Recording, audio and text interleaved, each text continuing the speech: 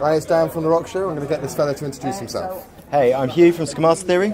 And essentially you're here because you love TechFest. Essentially, yeah. Just here to see some bands and basically have a good time.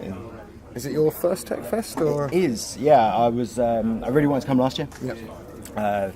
Friends of the band Clockwork are playing. I really cool. wanted to come and support them, but ultimately wasn't able to come. So really glad to be here this year. To be fair, we've had so much love of everybody, like bands and everything like that, from the fact that last year was fantastic, we were here, it was great, and then this year they've just made it insanely good. So for everyone listening, if you haven't come, then you need to come experience this festival. Yeah, definitely. So, fantastic festival. Your PR, rather cheeky young lady, has managed to blag you an interview at a festival you're not playing at. Why has she blagged us an interview together? What are you guys up to at the moment? So we've just released a brand new EP. Yep. EP called Networks, which you can grab anywhere, iTunes, website, the rest of it. Right. And yeah, the rest of the year for us really is going to be gigging and promoting the EP. Nice. So telling everyone about it and getting them to go listen, hopefully. Is this the first EP from you guys? No, this is it's the first EP in a while. Okay.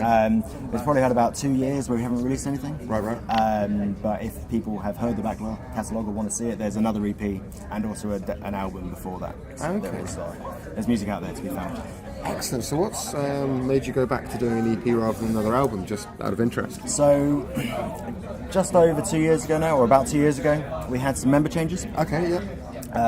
And in terms of our being as a band, it was quite significant because the main writer of our instrumental portion of the band left the band. Yeah.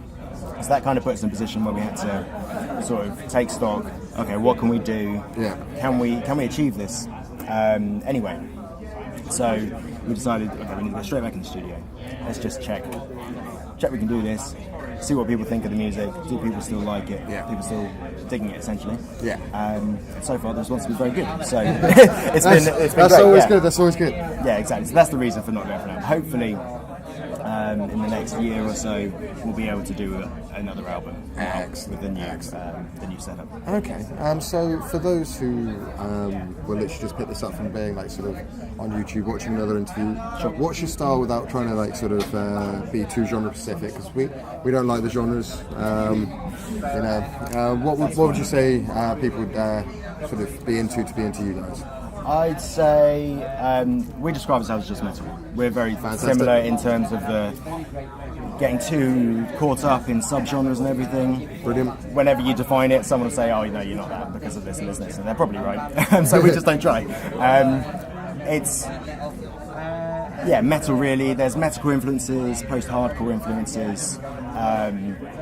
They're kind of the ones that people pick up on most when they do reviews of the music, so they're probably right. Yeah.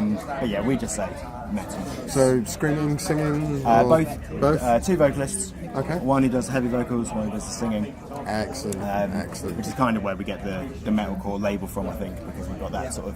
I think we're getting close to it being thrown off, though. I think there's so much singing and screaming in other styles now. It's just when you have here's my brutal verse and here's my angelic chorus, it is a little bit sort of metalcore-esque, but... Yeah, we do quite a lot of that, but we also try and push the boundaries a little bit in terms of not just being heavy, different singer, chorus, and so on. Yeah, no, I find it's actually quite a difficult thing to do because it's that whole going back to the genre thing. Is as soon as you push a boundary of a current writing style or genre, dare we say, people will always criticise it, whether it's any good or not. They'll be like, done like that, and then 2 years down the line, they're like, "Oh, those guys were pioneers.